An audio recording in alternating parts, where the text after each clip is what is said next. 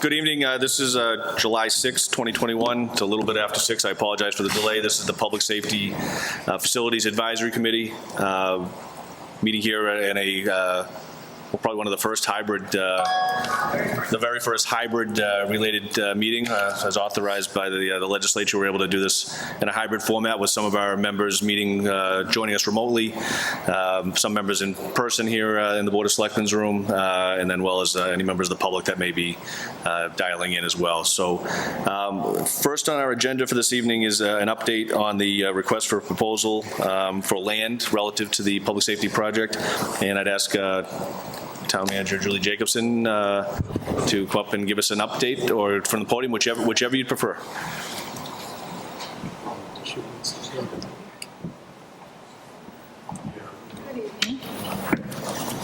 Good evening, everybody. Can you hear? Okay. This is our first hybrid remote meeting. So as you said, we have some members calling in. So unfortunately, every vote still, when you do this, my understanding is it still has to be a roll call vote. But again, this is the first time we've done this since the legislation changed. So better safe than to make a mistake. So thank you for coming this evening, especially given the kind of crazy weather we're having right this minute. So I wanted to update you on the status of the request for proposals, or RFP, that the town put out for land for a joint public safety facility. So we issued the RFP around May 14th. It was posted on our own website. On May 26th, it ran in the Central Register, which is a requirement under the state law. So it ran there. It also ran in Auburn News for 2 consecutive weeks, again, per Chapter 30B of Mass General Law. So we did all the proper advertising. In addition to advertising it, myself and a couple of others reached out to some property owners and developers just to let them know that the RFP was available for them. So we did reach out to a couple of brokers that are representing some available properties in Auburn. Whether it was a property we discussed or not, I just thought it'd be a good idea to reach out to some of the brokers. And we also reached out to the general manager and the assistant general manager at the mall, just to let them know in case there was any interest on behalf of Simon Properties at the mall. And the RFP was picked up or sent to them electronically, and under the law, we're required to track who picks it up, because if you have any amendments, you have to go back to that person who picked it up and notify them that there's been an amendment or a change. So we knew who picked up the RFP. So it was picked up by two groups, and the deadline was approximately 6 weeks later. We thought we would give plenty of time for an applicant to put together a bid and propose something to the town. So on June 30th, actually just last Wednesday at noon, that was the deadline for the submission of the proposals, and at noon we had no proposals. Prior to that, I believe maybe 6 days earlier, we had a pre-bid meeting, which is another part. It's not required, but it's highly recommended. And myself, the fire chief, and the assistant town manager were here just in case anyone came in with questions that we could help them answer before they potentially would have put in a bid. And nobody came to that pre-bid meeting either. So we, at that point, kind of had a feeling no one was going to be coming forth. So we don't have any bids for the land. I would say on the positive side of it, just thinking about perhaps why a property that's been for sale or maybe going on the market soon didn't come forward. Maybe there is a project that they're working on to redevelop one of their properties. So maybe there is something positive in the works already, or they most likely, I would have come forward and at least put out a price for us. So that's the status. That's our current status. So no one took out the paperwork. No one submitted a bid, correct. They took out the RFP. They took out the description. We did have conversations with them. We told them, what the deadlines were. We reiterated we had to get it, how to get it, and nobody applied. Are there any questions for the town manager relative to the RFP process before they have a proposal, a Plan B, that you're calling it, to present to us momentarily? But relative to the RFP process, or does anybody have any questions relative to that, or how it was accomplished? Or I guess I have to look for our folks online to raise their hands or send a chat message, but. So if there's no questions relative to the RFP, we've been updated on that. Did you want to get into, how do you want to discuss Sure. the presentation of Plan B? So through the chair, I think what we'd like to do, if possible, so obviously, you always have to have a Plan B. You have to have a fallback plan. And all along, we thought, you know what, if it doesn't come to be, we need to be able to go back to the committee with some suggested strategies. So I'm going to turn to the fire chief, Steve Coleman, and have him speak. And then I know we have Matt Salad from Tecton, who's going to give some presentations to you. But this is something that we had thought about. It initially was not necessarily our first option. It was something that had been looked at. It's not one single facility, which is what we've looked at, but it certainly is a strong option that we want to bring to the committee tonight and just have you think about it. And then, Chief, do you want to come up here? Do you want to go to the speaker? Okay.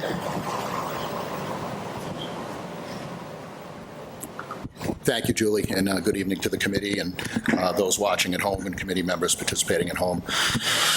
So as the town manager had mentioned, when last Wednesday, when we were here for the pre-submittal meeting and no one came, the strong realization was there that we were not going to have any bids, that following Wednesday. So it was actually 2 weeks ago. So we had a strong suspicion that we were not going to have any bids. So at that time, myself, the town manager, the assistant town manager, and Deputy Chief Johnson, and then we had some conversations with both police lieutenants, just in terms of what does Plan B look like, and we're going to have to come to the committee with some sort of a recommendation for you to discuss and ponder. And so we went back and we looked at some of the original documents that you all have from Tecton, if you remember that sort of long book that had all of the different site plan options, and we kind of went back and looked at all the different test fits.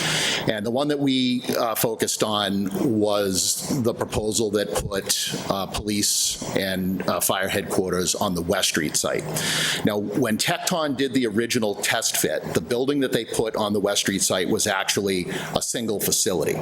So the square footage that was calculated in that test fit was slightly larger because, again, we were talking about one facility.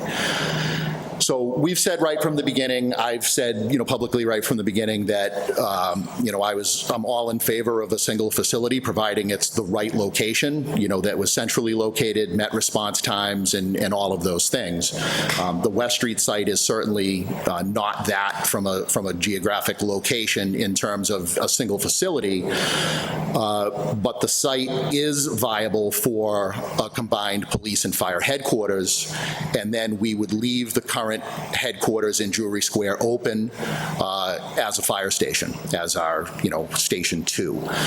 There would need to be some renovations done to that, as, you all know.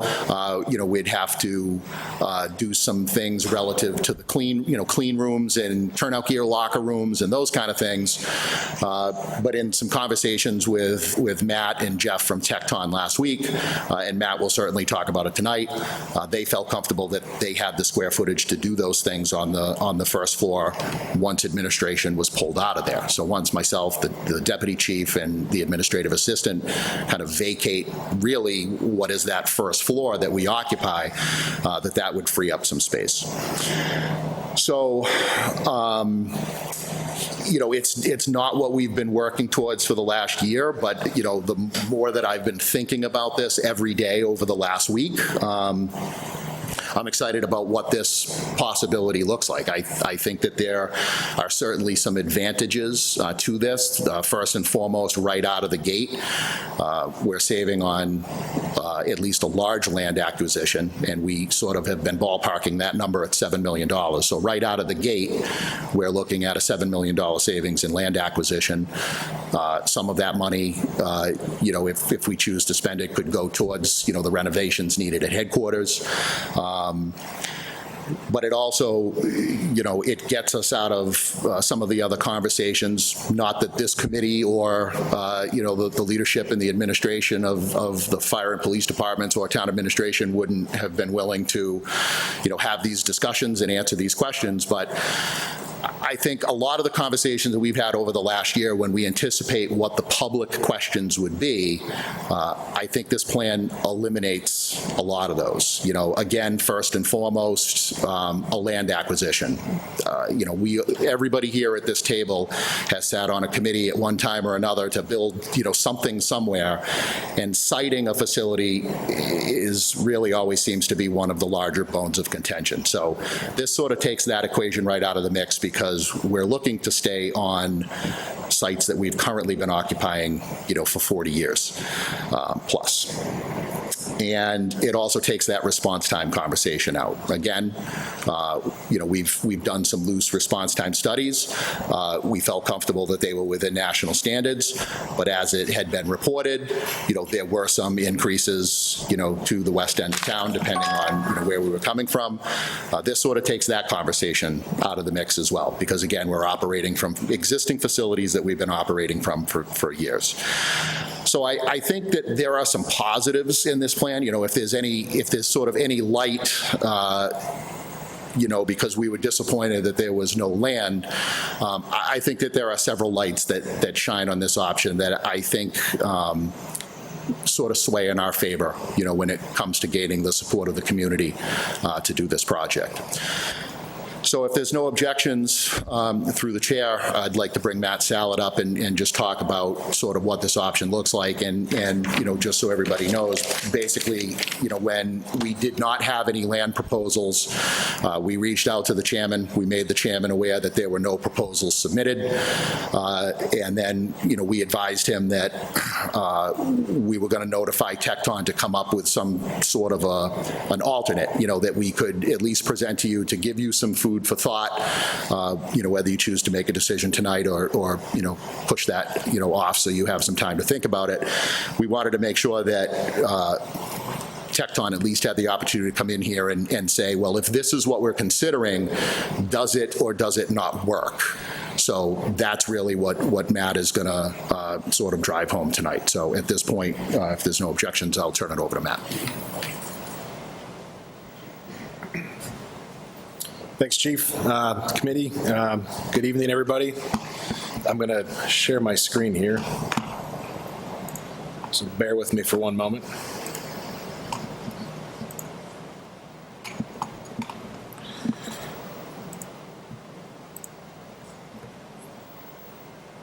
Cool. All right. So it's been a while since I've been in front of all you in person, so this is great. One more step in feeling normal. So if you call back from the studies Chief pointed out, we did look at this site previously a couple of different ways, and one of the highlights with that was always that either another piece of property would need to be in the mix for this for a substation, or the existing headquarters would need to be maintained. As Chief pointed out, this won't solve the response time issue for the entire town, so a second facility is still needed. And so we were always sort of proposing that headquarters would remain where it is and become the substation. Where the existing station number 2 is on West Street would become the new headquarters. One thing that we didn't do previously is we wanted to maintain everything that the school had in its entirety without having to modify any of their property. And so that constrained us quite a bit during the earlier test fits. If you recall, it resulted in much of the same that you have here with a really skinny, long building off of West Street. And then we tried to snake a little road that went down the South Bridge, so they had a second means of egress off the site for any of their vehicles. And that's because of the field and the garden that the school has right there, as well as there's a pretty good grade. There's a pretty good hill off to the back. The site sort of drops from the north to the south and gets pretty steep there. So we were trying to preserve that in the other test fits, but we working with the chief said, what if we found another location for that, worked with the school, got a little bit more property, more land for the headquarters, fire headquarters in the police station. What would that allow us to do with this site? Also keeping in mind that, this is where the existing substation is operating out of. This is where the school department is currently. So there's some constraints that we'll have to deal with this property, but we've come up with a couple of schemes that address some of the issues and another scheme that addresses others. So the first option is looking at sort of the property as it is, and then taking and working with that hillside and maybe that school amenity relocates to another part of the site. We're not out of room to the north and to the west, so we can look at that a little further. But what it does is puts the fire headquarters apparatus bays off to the north, right off of West Street. And then that block to the south would be mostly the police station. We're showing this site test fit as about a 50,000 square foot building. So this is as programmed as a fire headquarters and the police headquarters combined during the initial study. So there's room to trim back. We can make the building a little smaller if needed, but it also allows for room for expansion in the future as well. We would envision that the fire apparatus bays off to the north would be about a 2-story space. So, I mean, they're pretty tall vehicles, and that would maybe have some program above it, maybe not necessarily needed based on the amount of site that we have.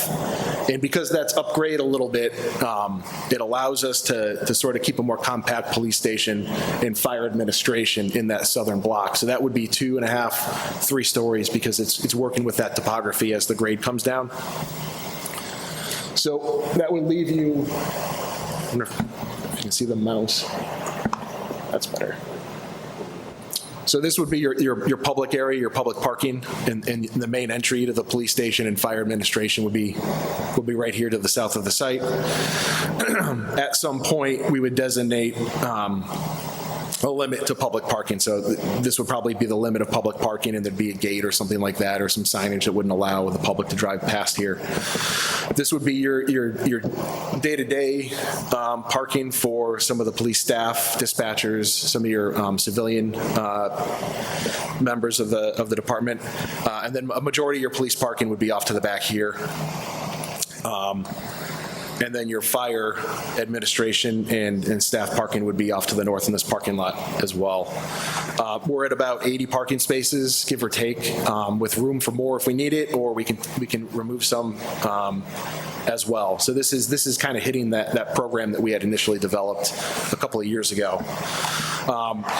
What this affords is a bit of room for expansion down to the south here. So if 20 years from now the departments grew and they needed to expand the facility, this building could extend further back and the parking can shift down to this open space off to the south along Southbridge Street.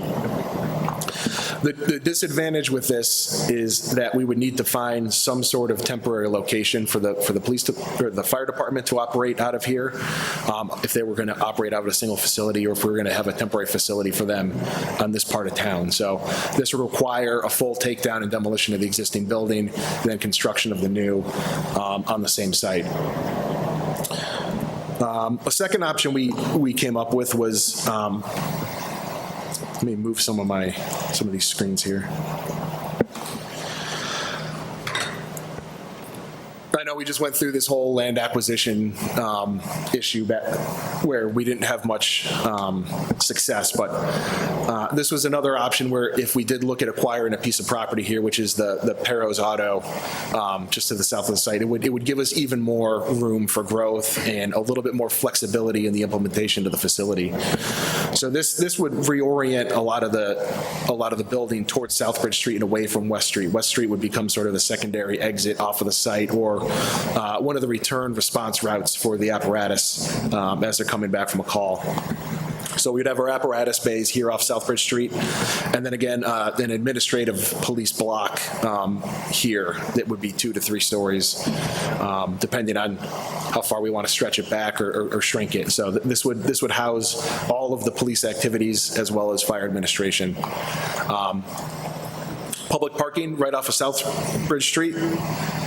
Nice visible right off the main drag there, with the public lobby here as well. Off of the rear apron would be your fire department parking, and then just adjacent to that would be police parking, Sallyport, and the like. So back off the main drag, secure parking area. We'd be cutting into the hillside in both of these schemes to achieve this, so there'd be a little bit of a retaining wall that would need to be built, but it would again help separate this parking from that of the schools and allow a little bit of a more secure separation between the two uses, just through landscaping. The biggest advantage of this is we'd be able to leave the existing operations in use. So the school department and the fire department would be able to operate out of the facility until this new building is constructed. Then they'd be able to move over into the new building, and then demolition would be able to take place, leaving the rest of the property between the school and West Street as developable land for further town use, whether an extension of the school or for future development of the fire and the public safety building. One thing I will note is that this blue line here is constraining us slightly. So the property actually extends all the way to this red line. This is a GIS identified wetlands on the property, and the town regulations have a 100-foot setback for the Conservation Commission. So this becomes sort of a no-touch zone that we want to avoid in order to be in compliance with those regulations. However, it's previously disturbed space. You can see here that there's a building and there's parking and things like that that are already within the buffer. So right now we're showing the test fit as a worst case scenario, but sometimes if there's a previous disturbance, there's ways to work within that. But we would probably advise restoring some of that land back to the wetlands and allowing the buffer to remain. And again, this would all be contingent on the existing fire headquarters being in operation at Drury Square. So we know from the study that that's also not serving its purpose to the best of its ability. So then what are we going to do with that? Because we can't just leave it in disrepair if it's going to remain.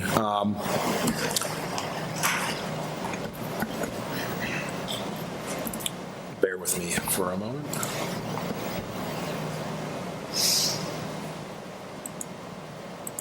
Okay. So we propose doing a few things, a few renovation pieces, some repairs, things like that to help the building along and keep it in operation over the next few years. So Chief had pointed out that they're doing some streetscape renovations around the Drury Square area. So it might be nice that if the fire headquarters is going to remain on that property, that it complements a lot of the facade renovations and things like that. So we had discussed talking about new roof, adding some parapets, things like that, some mansard roofs to sort of tie it into the surrounding architecture. Some of the things that need to be done that were outlined in the study and are apparent when you go there is refinishing the apparatus. Feedback, sorry. Refinishing the apparatus bay slab, so the concrete is.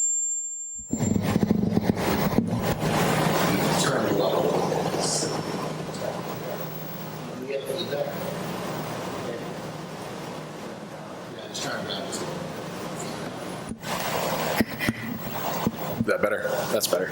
Okay.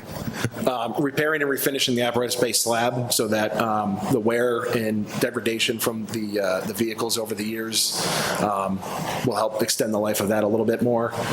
The apparatus bay overhead doors, their frames, the operators, things like that, they're old, they're failing. The last thing you want to do when you're getting out for a rapid response is to have the door stuck or fail on you, and it does happen quite a bit in these older stations. And then we want to look at renovating a number of the interior spaces. So if fire administration is no longer in this building and it moves over to the new facility, we'll have extra space to do some of the things the chief wanted to do to the building in order to make it safer for the firefighters. And so we can turn those administration spaces into more decon, gear storage, things like that, so that they're not dealing with the issues that they have now, where cleaned turnout gear and equipment is left out on the apparatus bay floors, where it's being mixed back in with contaminants, gear extractor out on the apparatus bay floor, get that into a proper decontamination area, and so that we're creating these hot and cold zone separations throughout the facility so that we're better serving the firefighters that are going to be living there until the next opportunity comes forward. Some considerations with cost, because we didn't develop a budget for this, but we want to limit the scope of work to renovations less than 50% of the building floor area. So there's different levels of renovation in the existing building code, and when you reach a threshold over 50% of the floor area, the value of the building, you start to get into where the building needs to be brought up to the current code.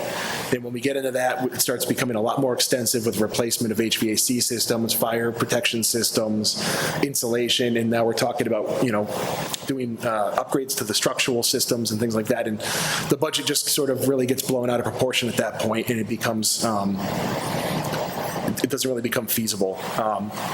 So we want to talk about MEP repairs, what mechanical systems are we going to repair, replace, reuse, and when we rearrange some of the interior spaces as we get the administration out and make some of these more decon type spaces and transition spaces, how do we reuse that system is something that'll have to be carefully considered.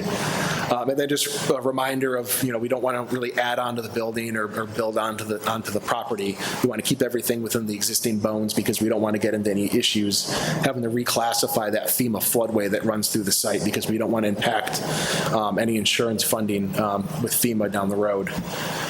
So it's really taking a holistic look at really what the long-term goals and visions for this station is, how long we need to keep it going for, and when we think that the next project will come on down the road to serve as the new station once this one becomes no longer viable. So how long are we trying to keep it going, and what do we really need to do? And right now it seems like patch and repair and make sure that it's serving the town in the safest way possible for the people that operate within it. So that's pretty much what I had. So I'll take any questions or thoughts, but the main point I think was to show that we can revisit the West Street site, and there's a lot of potential with that, whether or not we're acquiring adjacent properties or working within the existing bounds that we have. Do you have any questions for Matt, Rocco? I was just wondering, it's not really about police and fire, but what's going to happen to the school department? You may have said that, they got by me. Where are they going? Police station. What? Police station. Oh, did you say that? Police station. Good question, Rocco. So it's really two parts. So Matt had presented, depending on what option you go with, one, fire and school would have to relocate because they'd have to demo the building. We have not had any conversations with the schools since the first conversation that we had when the committee was formed about asking them whether or not they would entertain the idea of moving into the existing police station, which they indicated that they would be open to looking at that. Since then, we've had no conversations with them. Obviously, this has all happened, in a week, depending on, we wanted to bring it to the committee first to let, you guys discuss it. But certainly, depending on what option we were looking at, we both may get to stay, or we both may need to relocate, during that construction period. Would the if, depending on what the option is, would the removal of the school department to the police station be included in the price? Would that be part of the deal? I would certainly, I would expect that to be the case, much like the relocation of that soccer field that's right behind there. There wasn't a great picture of it, but, you're all familiar, when you go behind the new middle school, they have the football field there. To the right of that, there's still a wooded area there that the town owns. And my recommendation would be that anything that we're going to touch or move a renovation in should probably be included in the project. I guess that depends on maybe what needs to be done to the police department and whether or not the town manager and the CFO think that it may be feasible to leave it separate for some financial reason. But personally, the way that I look at it is, we have one bite at the apple, and if we're going to go to town meeting and we have all of these moving parts where we're going to satisfy all of these needs, then we should be requesting the dollar amount that reflects successfully completing all of those needs for everybody. That's where I was going with it, that I think if we're going to make a presentation like that, I think we need to put all these ancillary things together so that they see the whole picture, so that we're not coming back saying, oh, we need this for that. Yeah, I think that's extremely important, and I can't remember whether or not I said it to the committee over the last year or so anyway, but I think, from my perspective, I think town meeting would appreciate that. I think town meeting wants to know that the community has a global plan, that we're not just looking at satisfying this need right now, and then in 2 years, we're going to come back and we're going to try to satisfy this next need. So I think that, I personally think that the town meeting would appreciate a global plan that takes all of this into consideration, so everyone's satisfied, one bite at the apple, and we get it squared away at that time. I think that's the smart way to do it. Thank you.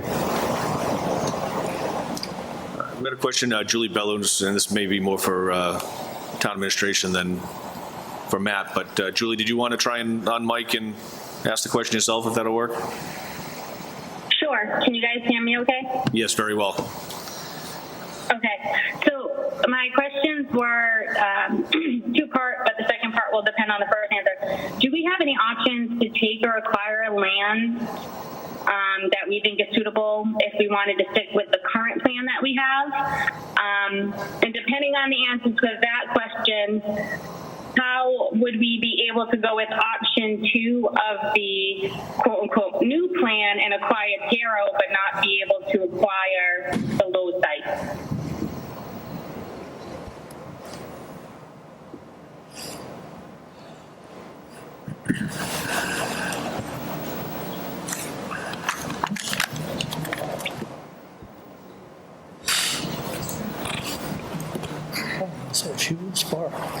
Through the chair, if I may, I just want to make sure I understood the question. So the question is, the first question, Julie, is there any property in town in Auburn that the town is considering for eminent domain for this? And I would say the answer is no. We've talked about eminent domain. It is an option, but it's a very expensive option, and it's a very time-consuming option. And it could you can get tied up in court for several years, which obviously the longer you wait, the more your costs are going to go up for a facility, the more the costs of the land that you're purchasing is going up. Looking at what's happened to the real estate market recently, we all see how market rates have really changed dramatically in the last year. So we did talk about an eminent domain and discounted it as being not economical to this project.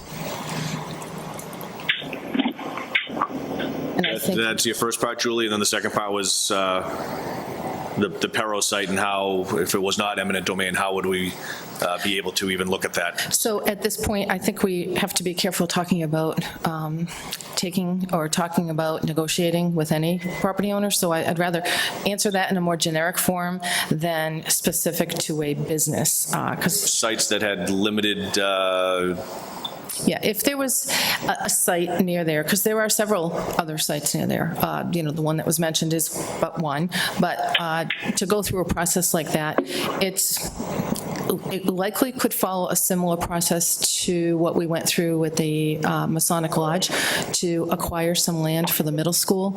And that was, there's a whole process under Chapter 30B by which it's almost the equivalent of sole source, that you have a site that you're doing your public project on, and there's nothing else that will help you but for that site that is immediately adjacent to it or abutting it. So that was one process that we had to go through. In order to get to that point, there's a lot of legal decisions that have to be made, and there's a lot of legal analysis that has to be made as far as, is that really the only site that we would need? Now, if there were several sites that met that criteria, if there's more than one, then it's not sole source. So if there's more than one under 30B, you would have to do what we just did for the land acquisition. We put out a bid, we put out an RFP and solicited requests and responses from property owners in that area that obviously would have to be abutting, and see if they're willing to sell their property to the town. The only other option beyond that, so that's the second option. The third option, again, goes to eminent domain, and that's not something that we were looking to embark on. I think most communities in the last couple of decades have realized unless it's absolutely critical and crucial, it's probably not the best process to follow. Thank you. Kevin, I'm just going to ask you to paraphrase what Julie said, only because her mic is not as clear as yours is. Yeah, so basically, just a quick summation of that is there's a process called sole source. So if there's a site that could be in close proximity to a site that was being considered for a public project, that is a legal process by which they could possibly explore that towards negotiating with that owner. It says it was done similarly with the Masonic Lodge when they needed a little bit of extra property to accomplish the middle school project. So it's just a process that could be explored should that adjacent site be needed for or desired to complete that project on that location.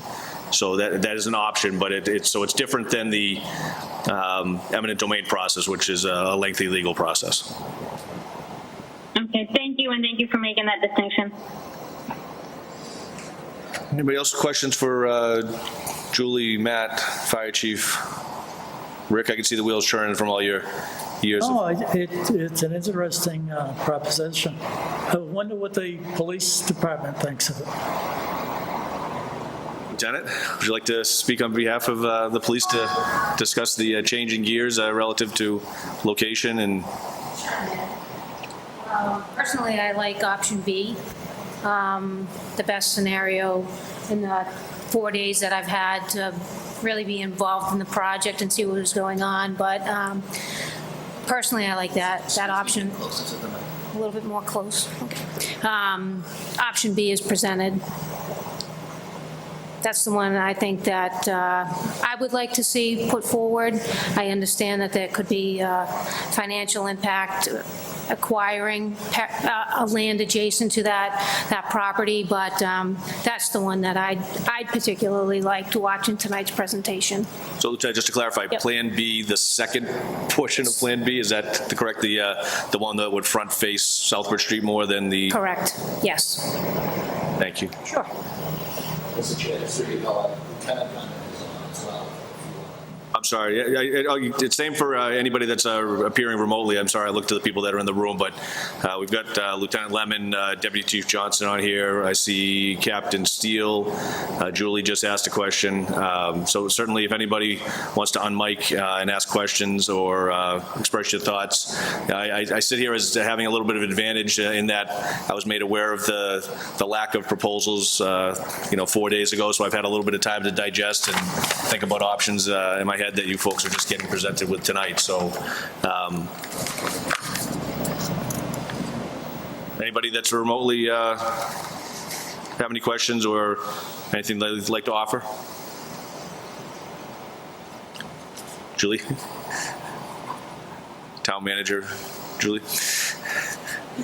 It's a Okay, thanks, through the chair. I just wanted to mention, and I hope that those who are on remote can hear me. Again, this is new to us, this hybrid system, so we'll get it down. But I think it's important to mention that we're here to you this evening. This is all literally brand new since last Wednesday when we don't have any options. You know, there were no bids.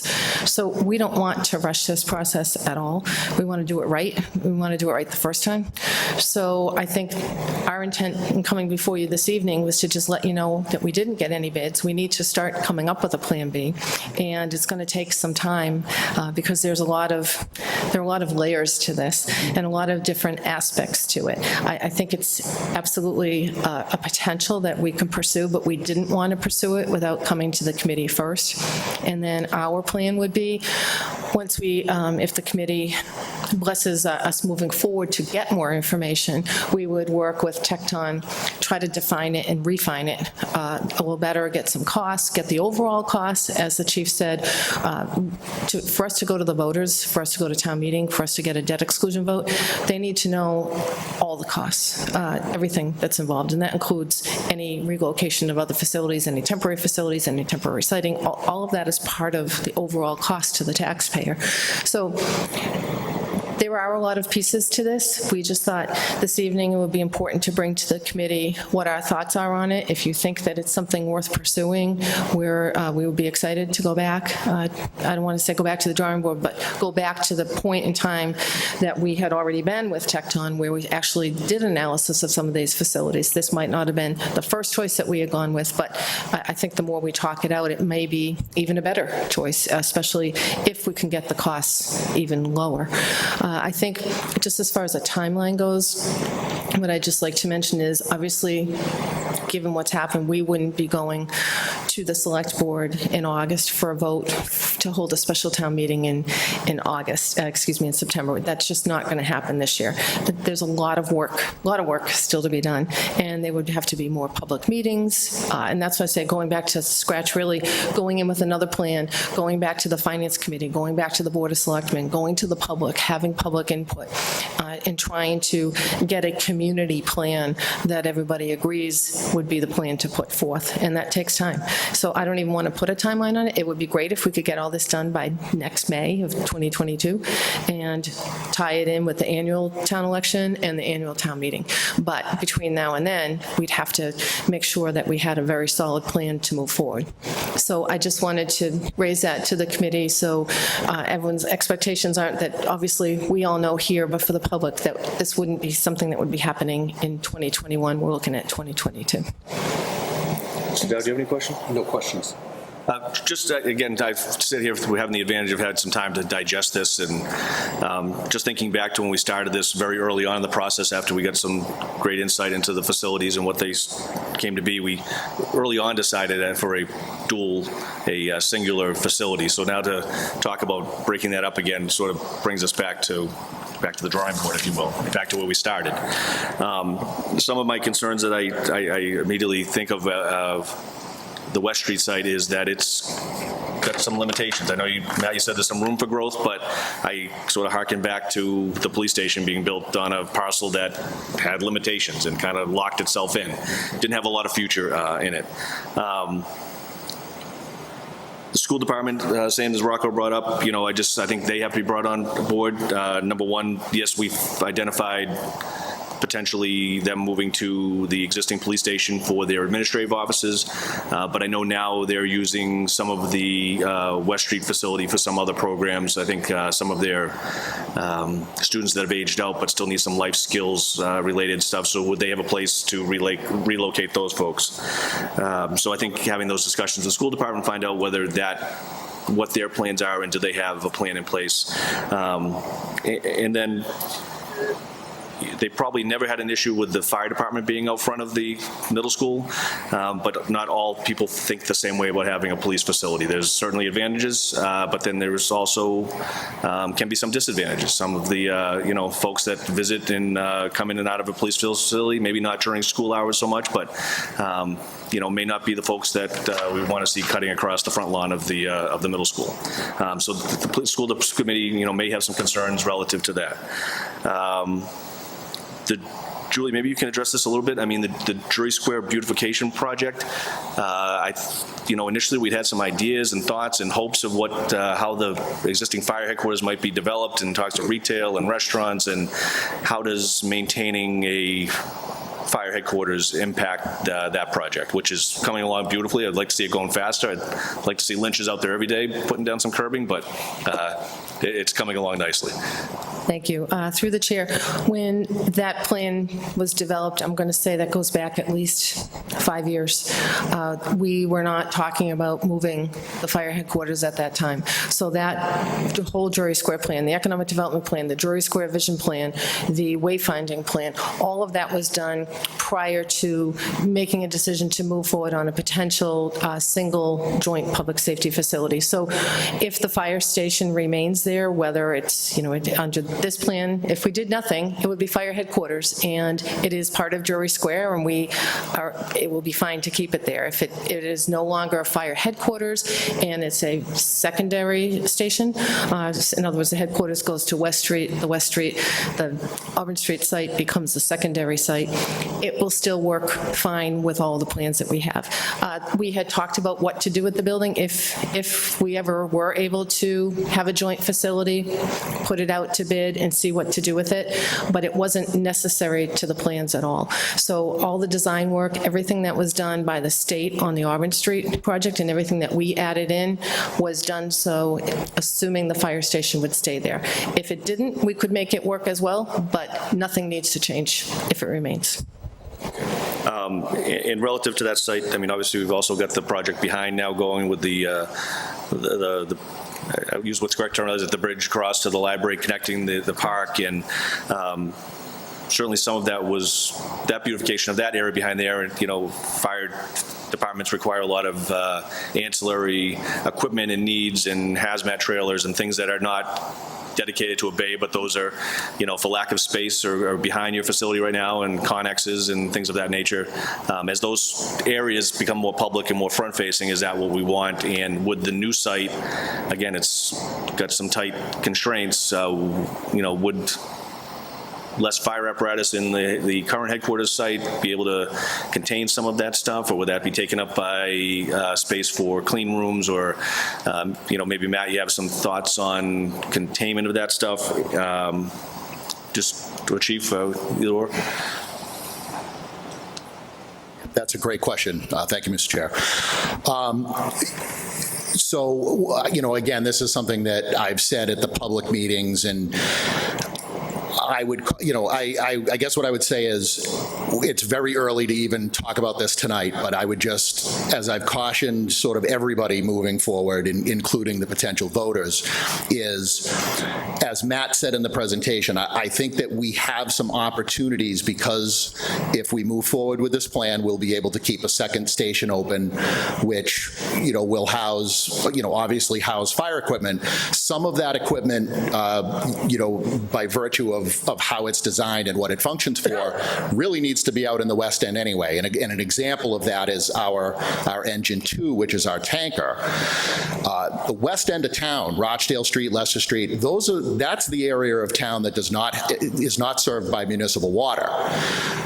But the tanker truck is at headquarters because it doesn't fit in the building. So we have to look at it at sort of an entire operational redesign in terms of where vehicles are going to be moved and best suited. The forestry truck is another example. The majority of the wooded areas, railroad tracks, a lot of the work that the forestry will respond to is on that end of town. So that's an example of another vehicle that moves over there. So even though we have an opportunity to maybe look at some reduction in square footage on the administrative side, because we're going to have less overall employees there, I caution making those cuts to things like the apparatus bay. Because, bay space is not something that we can just, sort of create down the road. Again, I kind of look at it like we got one bite at the apple. It would be my goal to try to get, although not the original plan when we were looking at one facility, but if we're going to operate two facilities, I think that there's a way to do it where those trailers that you're talking about behind there, we can free base space up between the existing headquarters and the new facility. I would love to see all of that ancillary equipment indoors. indoors. It's easy to maintain, there's less wear and tear, we're not worried about inclement weather. There's a lot of advantages to having those things indoors just from a maintenance perspective anyway. So even if we operate that as a station, it would be my goal to get all of that ancillary equipment indoors between both facilities, again, for that beautification. Trust me, it drives me nuts today that it's out there, for those that know me. But yeah, that would certainly be the goal. Thank you. Again, I'm sorry, I was kind of kept a running list as we were going here, but Matt, you mentioned, which I think was all good things, towards some updates to the existing fire headquarters to sort of fit into the Drury Square project. But there was one point that sort of caught me off guard a little bit. You just kind of talked about getting us through another period of time for that facility. Do you have any idea what that would be? Because I think, those of us that have seen a police station that didn't get us that far, if we're going to present to the voters for a significant sum of money, would want to be able to present something to say, hey, this is your public safety for the next 40, 50 years, as opposed to, well, this piece will get you another 10, 15, 20. Yeah, I think that gets to sort of what I had mentioned at the very end of that. It was, what is the vision for the building itself? The chief and I were just chatting back and forth. He had mentioned, 30 years would be great. So it depends on what we establish for what the needs are and what the budget is going to be. We can certainly do things that'll make the building last a lot longer, and we can do certain things that are more patch and repair that won't get you the 30 years out of it that you need. So I think it really comes down to what the town will support in terms of a budget for what we can do with that project and what this committee ultimately determines is the appropriate response. But it can be anything from 5 to 10 extra years out of this thing to another 30 years, depending on how we really select what needs to be done and what the priorities are. Thank you. Lieutenant Lemon, I see your camera's on now. You caught my attention. Do you have a question or comment relative to the process? You're still muted, Lieutenant.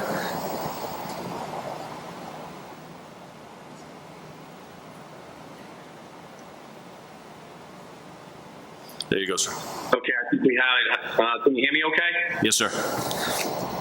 So, good evening, Mr. Chairman, members of the committee, and all the other people in attendance. As most of you know, I've been very involved with the committee in this process for a long time right now, and I apologize for not being there in person, but many of you know I'm displaced from my home in Charlton and basically living remotely right now. So moving forward, I listened to what I could with the proposals. I'll be very frank; it was tough to hear some of the conversation and the dialogue at the podium. But I had a very long and I thought meaningful conversation with Chief Coleman a few months ago, and we were talking about alternate proposals. We were talking about potential land swaps with the Masons. And some of the other options that we had. And I think it is very important to keep these options open to us. But one of the things that rang true, and I have to give Chief Coleman this, and he was right. We can't make the mistakes that we made in the past. We've had 2 police stations that we underbuilt, that we underthought, and for a lot of reasons. We, again, going back, no one ever anticipated the technology explosions, the computers that we were going to need, and all these things. But I think we need to really take a long, hard look at all the hard work that the committee's done, looking at locations, response times, and whether or not we want to get into that. We want to maybe tip our toe into the water and say, maybe we need to take some land. One of the things that was very obvious that the committee discovered and that I learned was that how land poor the town of Auburn is. And the town of Auburn has aging buildings, aging facilities in various locations, and we all know one thing: it's going to grow. The town of Auburn is going to grow. Long after many of us are gone and retired from our jobs and in our public positions. And I think that we owe it to the taxpayers to make sure that we take the right steps, even if it seems a little more expensive right now. We all know that property values, that building and construction costs are going to do nothing but go up. But maybe we need to say, okay, maybe the process is going to take a little bit longer, and seriously consider taking by eminent domain one of these primary locations, these 3 or 4 locations that the committee has outlined through all their hard work and diligence. And that's essentially my 2 cents. I just wanted to pass that on this evening. Thank you, Lieutenant. I just have one additional thing, and I think, as we proceed, and I shared just a quick thought that I had today with Julie, have we explored everything, and the thought kind of came into mind was land that we own was the Lemansky Fields facility, utilizing those fields and relocating the baseball, potentially one or both of the fields elsewhere in town, whether it's up to the Pappas Recreational Facility and keep our recreation all in one spot, and that would be plenty of land. And again, it would have to be some studies relative to response, but, if I'm doing the mapping in my head, it's not far off from Lowe's, not far off from Water Department, some of our prime sites. So, that was just a quick, something that jumped into my head today. Rick? Something that if you're thinking of that property, that was bought with state money. And just to put the police station up where it is now, I think we had to give up some land on Packagug Street. So I think you'd open a can of worms to try to put it in Lemansky. I really do. But I think, Julie, do you want to just address, I think we had... Through the chair, I went back after we had a discussion this morning and just went back and checked my notes, because I remember about 5 years ago looking into this issue with regard to putting the dog park on Lemansky, just to make sure we were able to do that. And as you correctly said, the land was acquired at Lemansky under 3 different grants that I can see back to 77, 83, again, maybe in 89. All came from the Land and Water Conservation Fund, which are federal dollars that are funneled through to the state, so the state oversees it, but it comes from the Federal Land and Water Conservation Act. And once land is purchased with those funds, it must remain as recreation land, if that was the intent of the purchase, which in that case, if I recall, I had gone down to Boston and looked through all the old files, and I believe the intent of the acquisition was very clear that it was for recreation. So I don't think you can put anything else there other than recreation-type facilities. Okay. And that was just an example of something that, we had not, as a committee, I don't think we had brought up something of that nature. Are there other parcels out there that we should be thinking of? I just think there's a lot to digest as a committee, and, moving forward. Chief, do you have something I can tell you sort of pondering over there? No? Do we have any other questions or comments? Captain Steele, you're on there. Anyone else wish to weigh in? Chief? No? Okay. I thought he wanted to say something. No, he said no. So on our agenda, it says, to talk about a potential vote to proceed with the financial analysis and facility program for Plan B.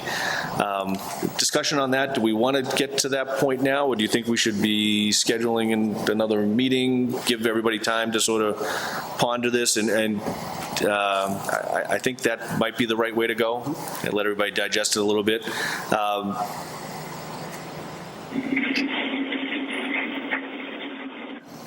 Do we, relative to Tecton's current contract with the town, do we know where we're at currently?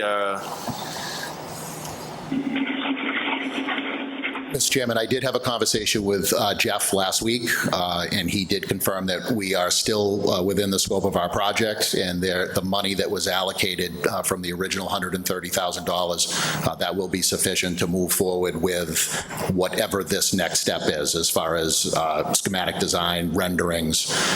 So at this point, we're on track and within budget.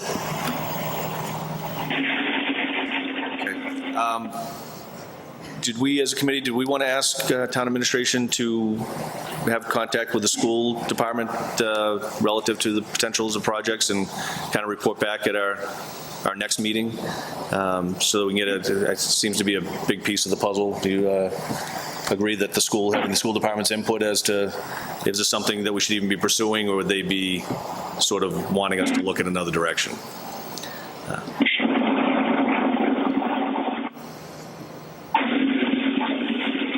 Agree with that, Kevin.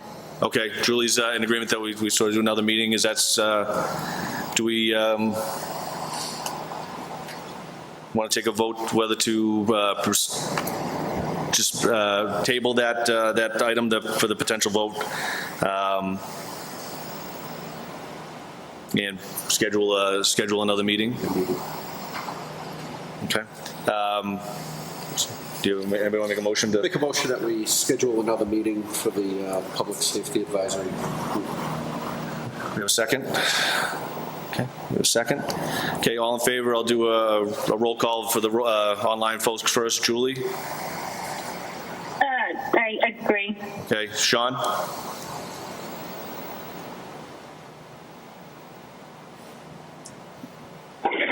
Glenn? Yes. Sean's giving me the thumbs up. Okay, I guess he doesn't agree. Todd?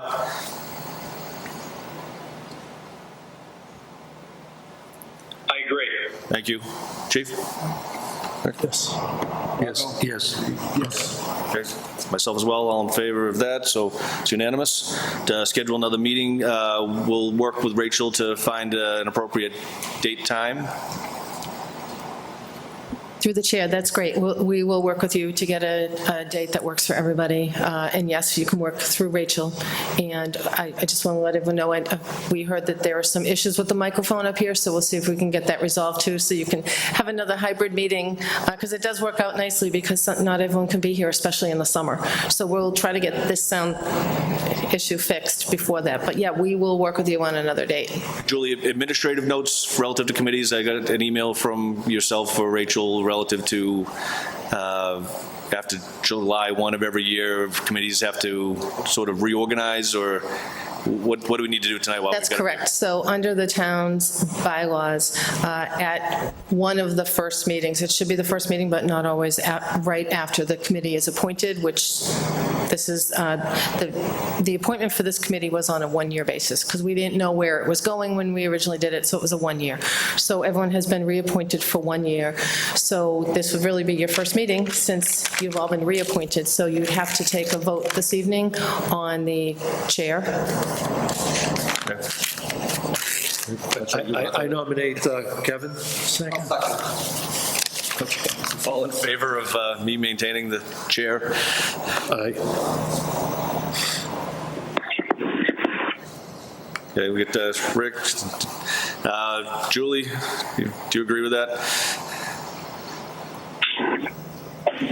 Yes. Sean? I was going to make a joke, but since you can't see my facial expressions, Thanks, Julie. I have an idea of where you're going to go with it. Sean? Glenn? Yes. Todd? That's an... Yes. Okay, unanimous. I'm renewing my chairmanship, I guess. And for else, we got to just volunteer for a secretary. Is that right, Rocco? Doing a great job with the notes. Rocco will be our secretary, because the town clerk is hounding me for meeting minutes that I didn't know I was keeping. So I'm going to get those to her as soon as I can. Anything else relative to the incorporation, Julie? I think that would be it. And just to be clear, well, if you want a secretary, I think you actually have to take a vote to On the have secretary, the secretary. okay. Does anybody And then, nominate Rocco? yeah. I'll nominate Rocco. Second. Rick, second. All in favor, Chief? I agree. Julie? Sean? Got you. Okay, Glenn? Yeah. Todd?